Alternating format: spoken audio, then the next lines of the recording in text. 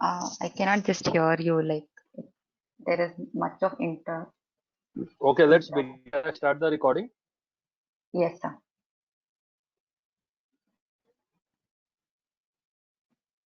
So, greetings all. I'm Kirtana B, AI researcher at BMS AI Lab. I'm pursuing my bachelor's in telecommunication from BMS College of Engineering, and I'm currently in 4th year.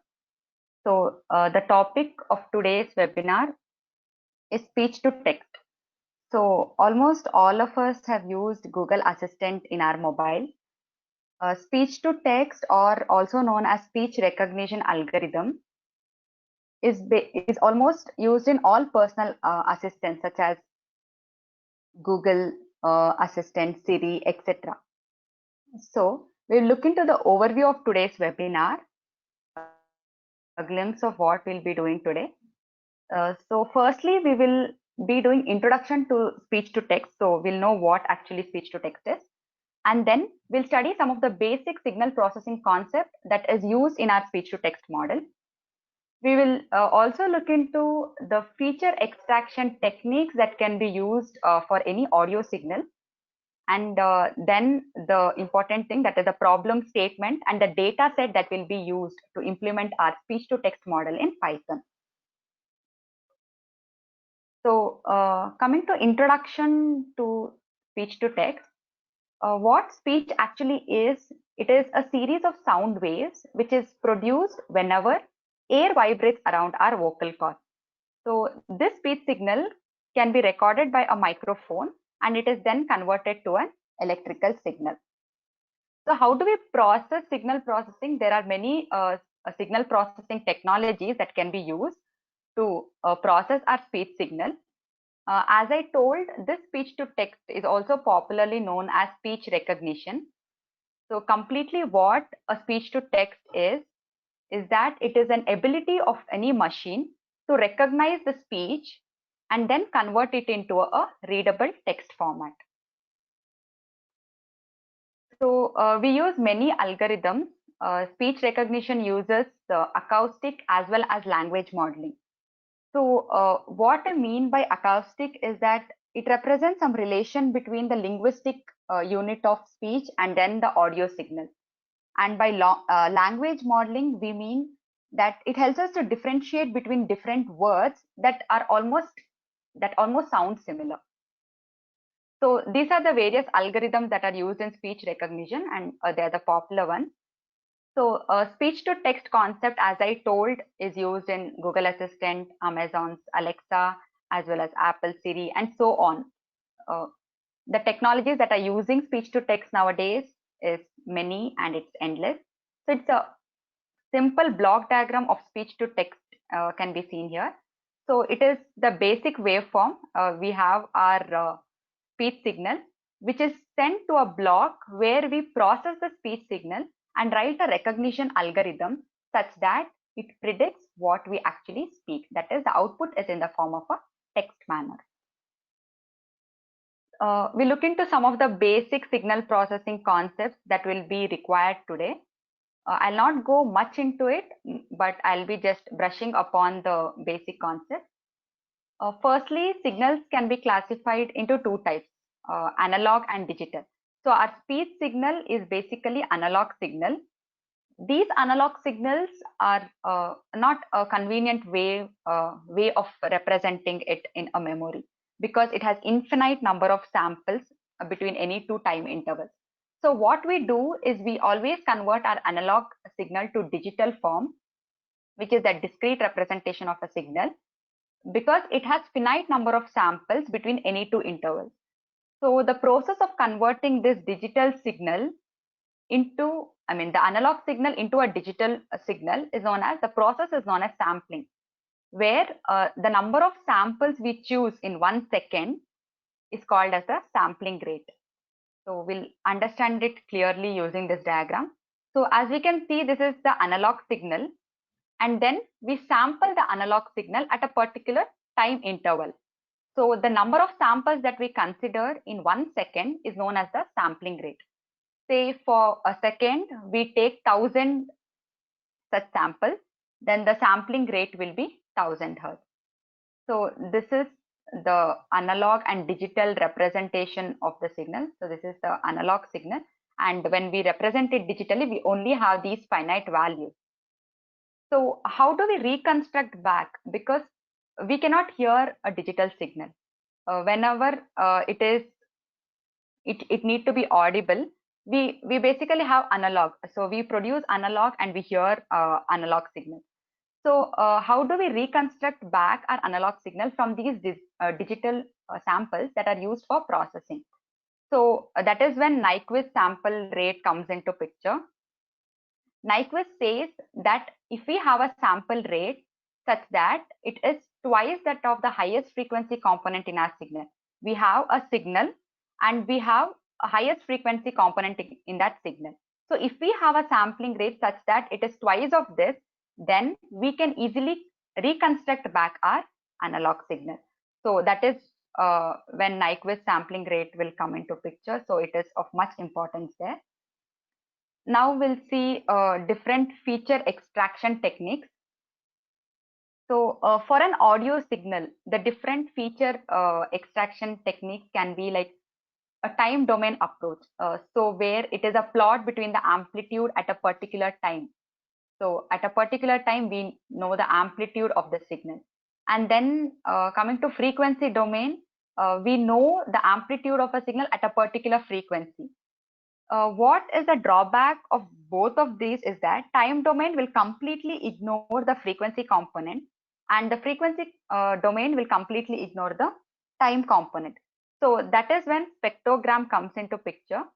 So it is basically a 2D plot of time and frequency, and at each point we will get a amplitude of the particular frequency at that point.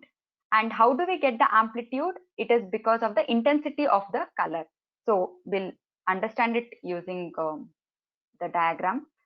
So this is the time domain representation. That is, for a particular time, we have a particular amplitude. It is time versus amplitude. And for the frequency, it is, in this case, it is normalized. But in case of frequency domain plot, for a particular frequency, we get the magnitude. So this is frequency domain. So here the frequency components are not known. The signal is varying, but we cannot figure out the frequency of the signal at any point. Here we know the frequency and the amplitude at that particular frequency, but we do not know the time component. So this is actually the spectrograph where we have time axis, we have frequency axis as well, and the amplitude is based on the intensity level. So as we can see, the darker red tells us that there is more of amplitude, much amplitude in this region. So at a particular time and at a particular frequency, we can know the intensity or the amplitude of the speech signal. So that is where spectrogram is useful. So these are the various speech feature extraction techniques. Coming to our problem statement, so we are going to implement a speech to text model. And to recognize this, we are using a simple spoken words and then we'll convert them into text.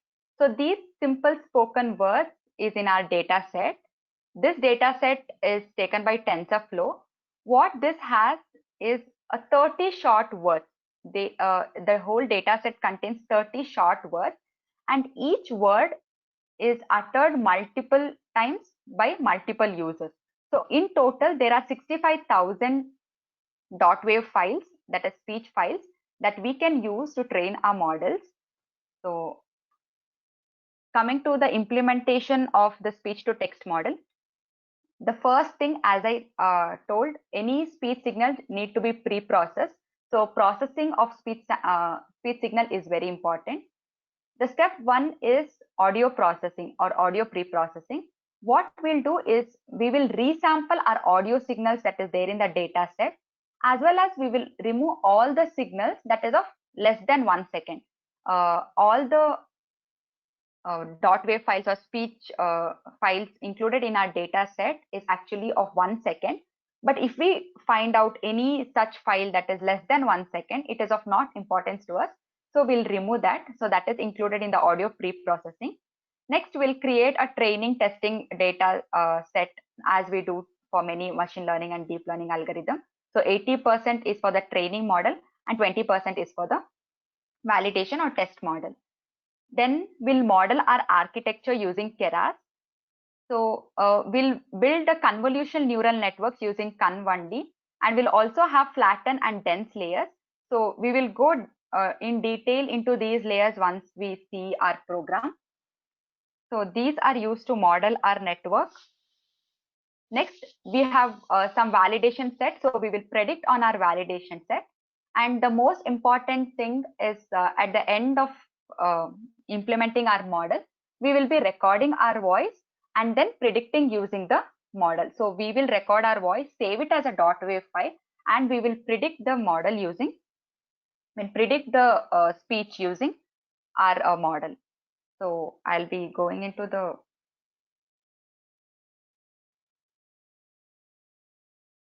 So this is the program. I'll be explaining how we have implemented this speech to text using this. So firstly, we have considered many libraries that can be used. The audio processing libraries that are used are Librosa and the SciPy. We have imported WAV file because all the data in our data set is of .wav file. So having a closer look into our data set, so this is how our data set looks like. It is having many folders of utterance of a word, and all these folders contains multiple utterance of the same word by different users. So this is how my data set looks like. So this is the audio data set that I have considered. Under each folder, I have .wav file of that word. See, all these files are utterance of the word bed, and similarly I have different folders for each word. So this is the data set I've considered. Then we will just look into one of the .wav files. So I have just plotted it over here. So this is the one such .wav file from our data set. It is here. I have just taken this file, .wav file, and just plotted it here. So this is the time amplitude, as we have seen, time domain representation of the speech signal. So this has at a particular time, what is my amplitude? That is the information that is provided using this plot. So coming to the sample rate of the .wav files that I have considered, it is 16 kilohertz. But as I have told, we will resample the audio files. Why we need to resample is that basically human voice or speech is in the range of 300 to around 3.4 kilohertz. So according to Nyquist rate, our sampling rate should be twice of that. So even if I consider guard bands, the speech signal can at most be 4K. And if I use Nyquist rate, it needs to be only 8K for sampling. So twice of 4 is just 8. So we do not need the 16 kilohertz sampling rate. So we'll basically resample our signal using Librosa. It is used for audio processing. So we will just resample it to 8 kilohertz.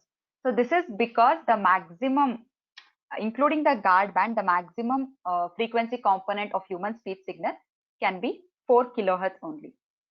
So we will just play one of the audio files. This is how the data set looks like. Yes.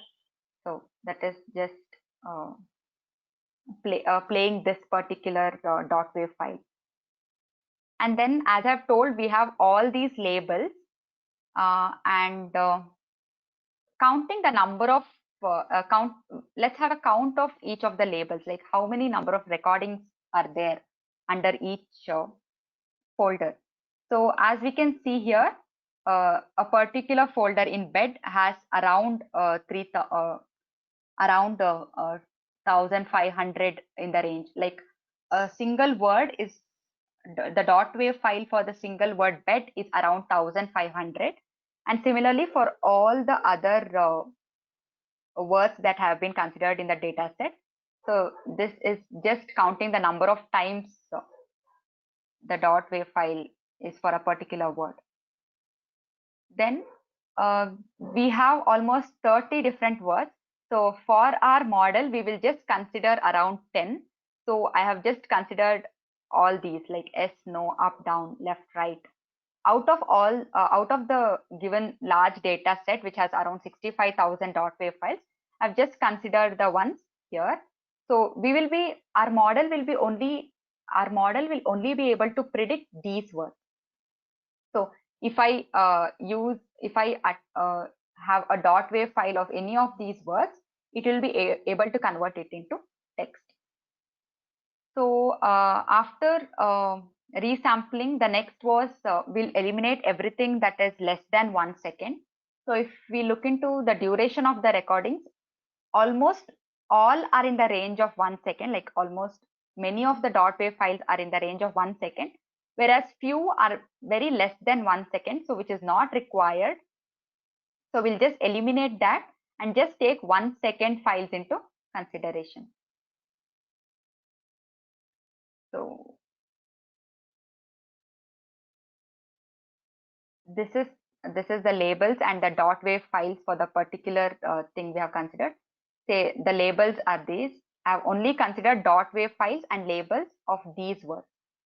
So these words are loaded into all label, as well as the wave files are loaded into all wave. We will then use the label encoder from scikit-learn. We have There is a question on the questions tab, Kirtana. You can check the questions tab. I'll look into it.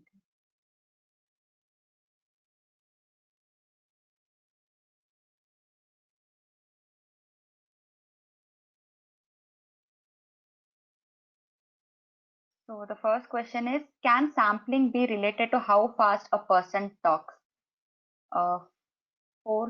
It's not 4,000 kilohertz being for fast talking and 3,000 kilohertz.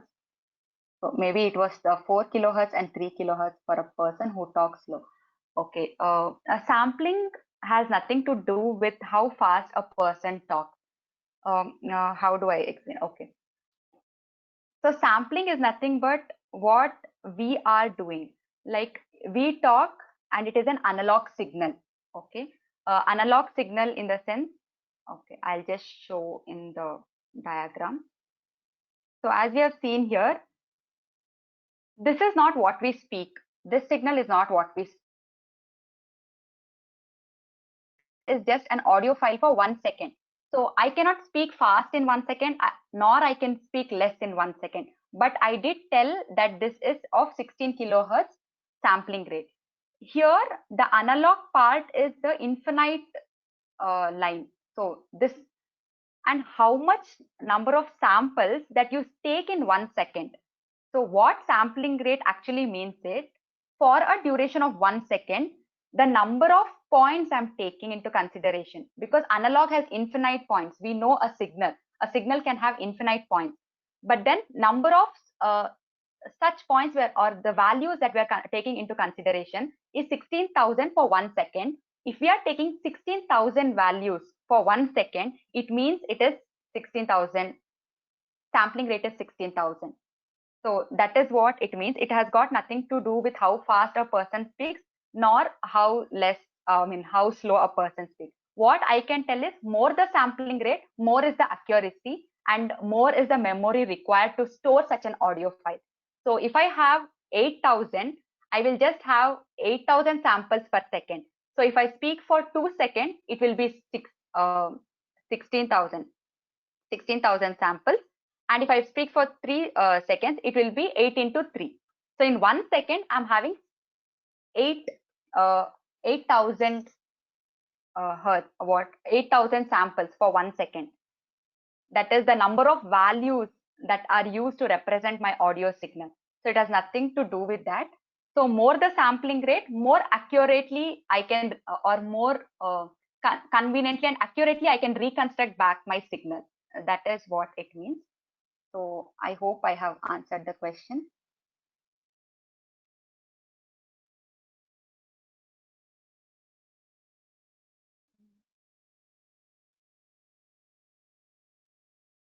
That is the question I can see. There's only one question.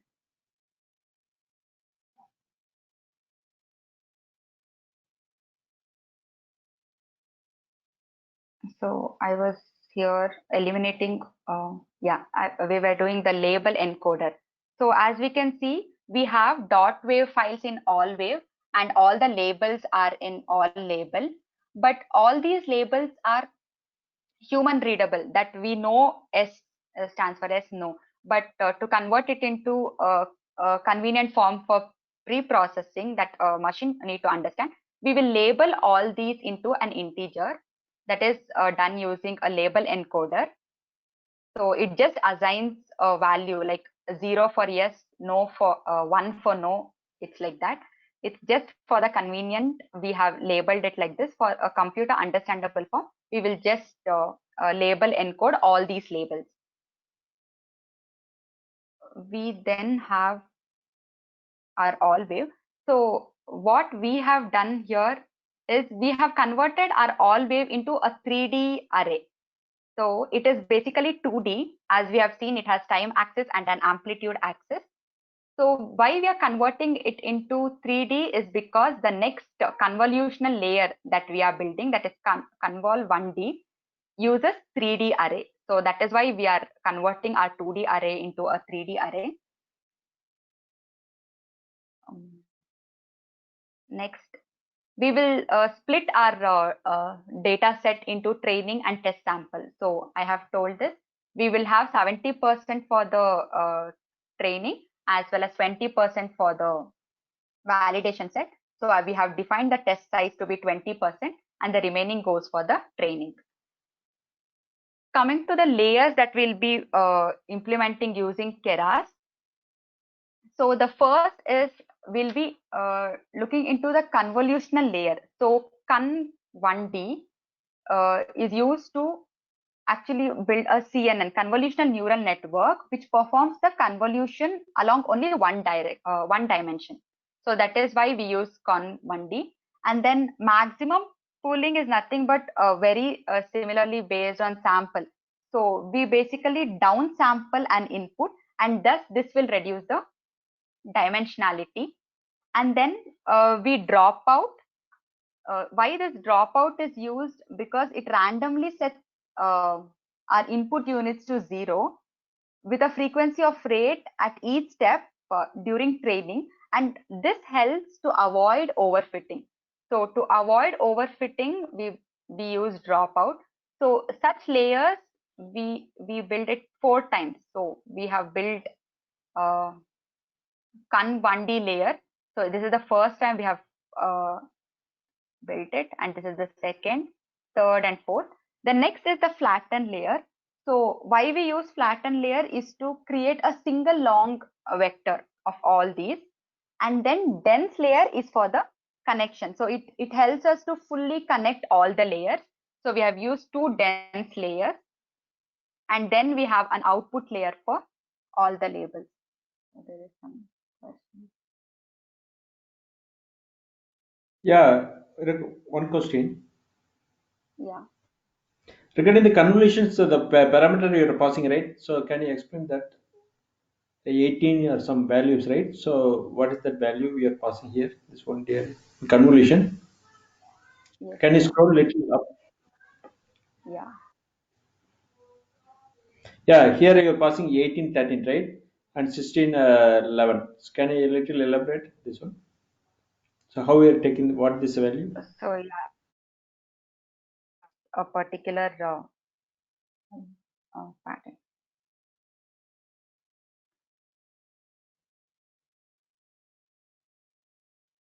So I have not, basically here I have written it for padding, activation and strides, whereas for this it's not written. So this is basically the filter size and this is the kernel size. So we need to actually write here. It is actually the filter size that is equal to 8 and the kernel size is actually for different layers. We have used different filter sizes and different kernel sizes. So that is one here. And then I'll What just is the show it. filter and kernel? So So here. kernel is filter, right? What is that filter and kernel? filter size. This is the filter size and this is the kernel size.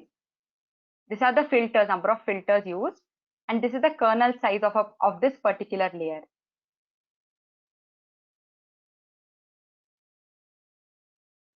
Input data, where you're passing the input data.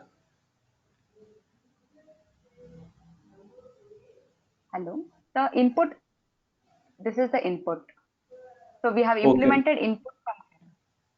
Okay. Then Okay. the same is passed to the maximum pooling. How we are passing it? It is saved in the same name to avoid different name. Here I have just passed the input and saved it in Kun. The same is passed through maximum pooling. The same is passed through the dropout.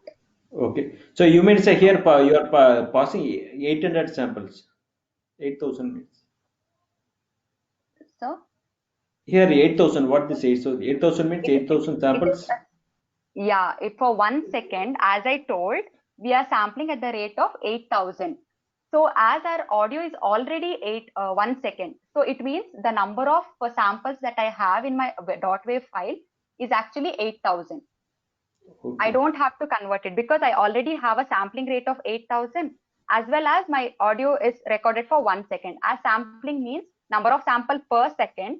So my input data or the .wav file will actually have only 8,000 samples. Okay. Okay. So that is the input that we are passing. And then here is the input layer. So this is the model that it has created using the Keras library. And then we have this. Yeah. Now, what we are doing, we will define the loss function. So for this purpose, we are defining the categorical loss function. And then why do we use early stopping is that we can see here, we are fitting the model here. Okay. We are using around 100 epochs. But then our model, what if our model does not improve after certain epochs? That is, it remains constant. So we don't have to waste time running the model till 100 epochs. So that is where our early stopping comes. So here, as I'll just show where the early stopping is used. So instead of running 100 epochs, it has just run 35. That is because there is no improvement in the accuracy after 84%. So as we can see, for a more number of times, the accuracy is only 84%. So there was a transition here, around here, from 83 to 84. But for some epochs, it just remained 84.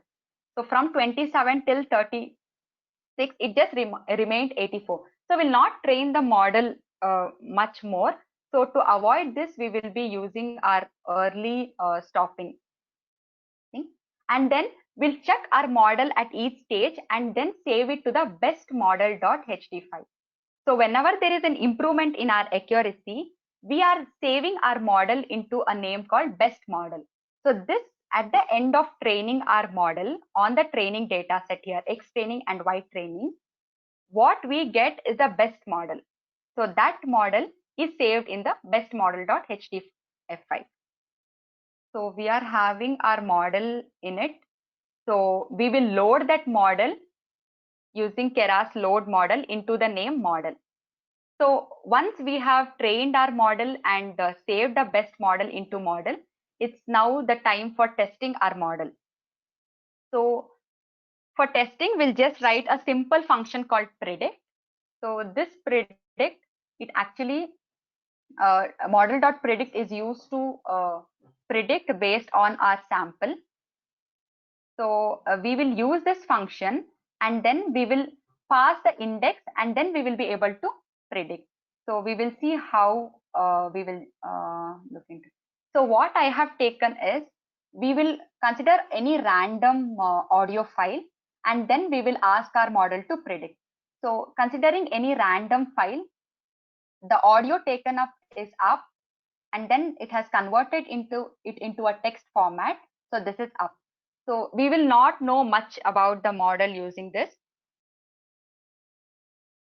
So we will just see by recording our own voice and then asking the model to predict it. So this is where we have used a sound device. So sound device is used to record audio in Python and then save it as a .wav file. So I'll be saving it as a testing.wav file, which will be saved in my current directory. And then we will use the same to predict using our model.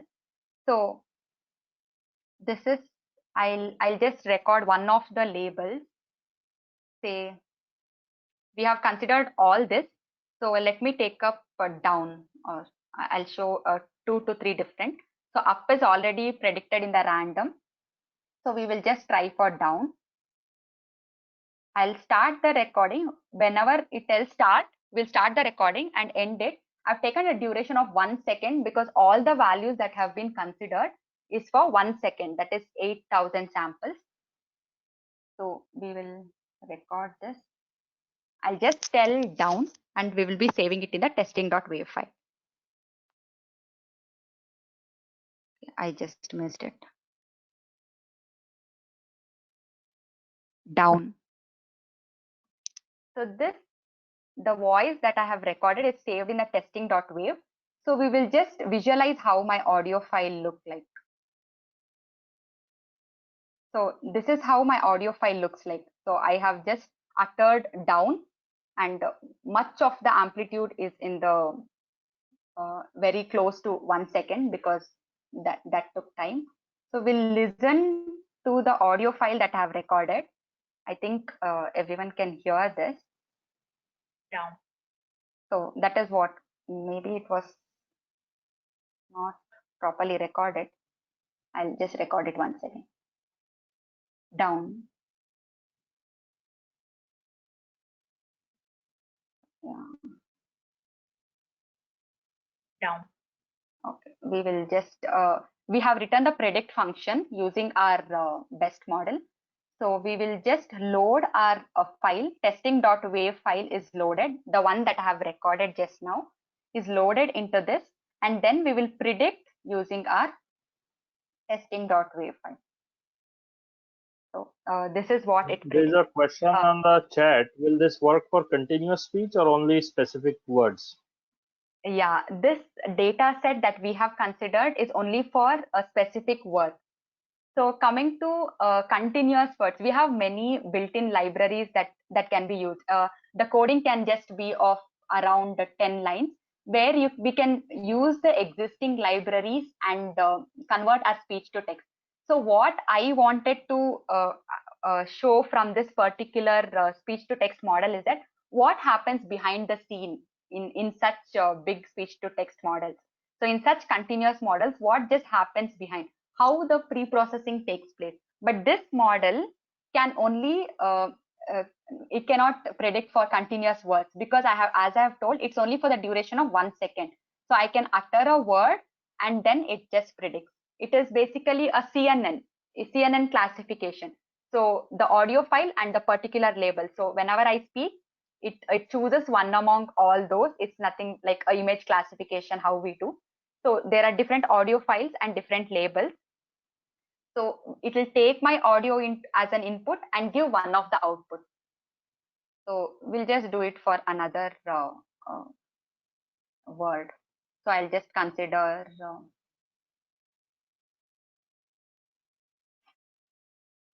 I'll consider off and we'll see how it predicts.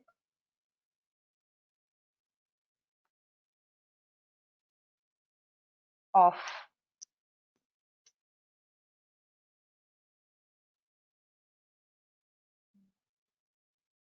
Down.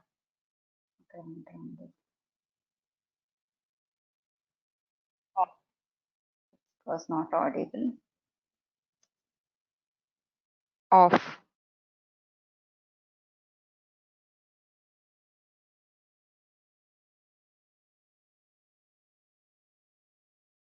Off.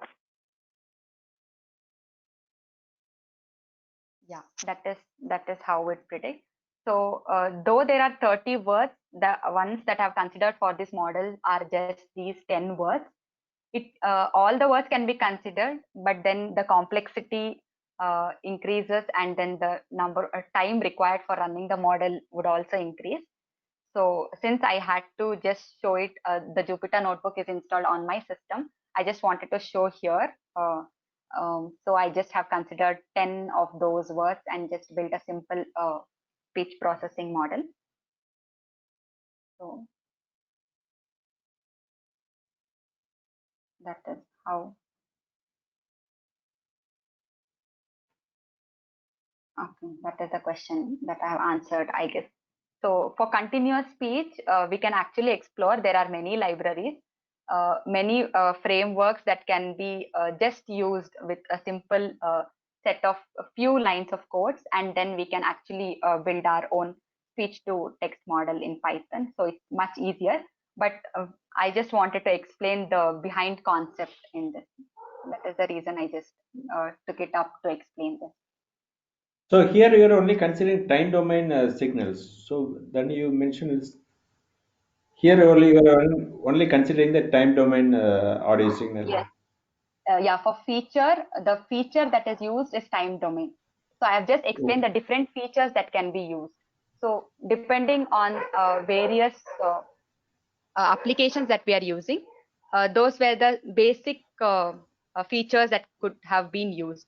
So we basically use even spectrograms when we need to analyze graphically. So a spectrogram can actually, whenever I speak up and I plot a spectrogram, I can actually know where it comes, like where I have uttered U up. So for different application, I just wanted to show different features that can be extracted from the audio. But for this particular example, we have used time domain analysis. To use a spectrogram. Same case here, spectrogram, you don't work in this case here. This Okay, so spectrogram is nothing but we need to analyze the signal. So it has got nothing, even the time domain has got nothing to do with, okay, I'll just let you know. This has got nothing to do with our model. This is just a type of representation that I can visually view. So in time domain, when I see this, I know at this particular, at 0.4 second, I have just uttered highest amplitude. So this is just for me to understand, and it has got nothing to do with the model. Even if I was about to take a frequency of this or a spectrogram, it is not possible for a person who is not having the background of signal processing to understand or visualize using spectrogram or frequency component. Whereas time domain is easily understandable. So that is why. It is just representation or features that can be extracted from our signal, and our model is not going to implement any of this. It's not like it is going to take time domain features or frequency domain features or spectrogram. It is for our visibility, our understanding, and using this, we can pre-process the signal. Say I read this and it was for 2 seconds, then I know I had to just reduce it for 1 second. That is the visual representation it gives. no, that's understood. What I'm trying to say here, you are giving the audio wave file that is a time domain, means that we are giving to the ADC. Then from the ADC, we'll getting the digital. I mean, we are only converting from analog to digital. That is in the Yes. time domain. Yeah, that is in the time domain. This is just, I cannot represent, this can be analog, but then all these samples are what of importance to us. So the value at that particular point is what is of importance to us, not the waveform. So anything that has to go inside my model should be a finite value. So if I take analog signal into consideration, it wouldn't have processed so much of infinite points. That is the reason we sample and then provide only finite number of points to our model. Okay. Kirtana, if we have to implement a product in self-read product team, speech to text, so what will it take? This will do it, or we need to find some other solution which continuous speech detection? So this will not do the job, because no one needs, actually in practical application, no one needs an utterance of a single word and then getting it converted to text. So what we will need is a different framework. But there are different frameworks that I have seen. It was just, as I told, it was just few lines of code. But then, yeah, better understanding is provided in this, and we can change the data set, is what I feel. So, and instead of using a convolutional neural network, there are many other recurrent neural networks that are used for this speech to text conversion. So that will be of more helpful because recurrent neural networks can actually remember the past and then predict what can be the next set of words. So I think CNN cannot be used for complete continuous speech to text, but we can go for other algorithms and try it out. I think transformers will be the more latest one to use for a continuous speech, speech to text conversion.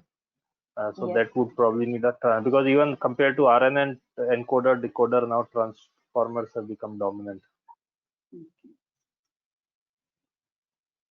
So okay, good. What else? So that's also, that is from my end. The reference that I have used, and I hope if I cannot find any other questions. Nicely done. Audience, any final questions? So Kirtana is a 4th year BTech student at BMS College of Engineering, and where I am adjunct faculty. Even the BMS students have done well, as you can see. Any final comments or questions? Okay, thanks a lot, Kirtana. Very well done. Awesome job. Thank you. Thank you, audience, for joining. And we hope to see future sessions from Kirtana as well and other BMS students. So have a good night, folks, and or a good day as per your time zone. Have a good night or good day. See you later.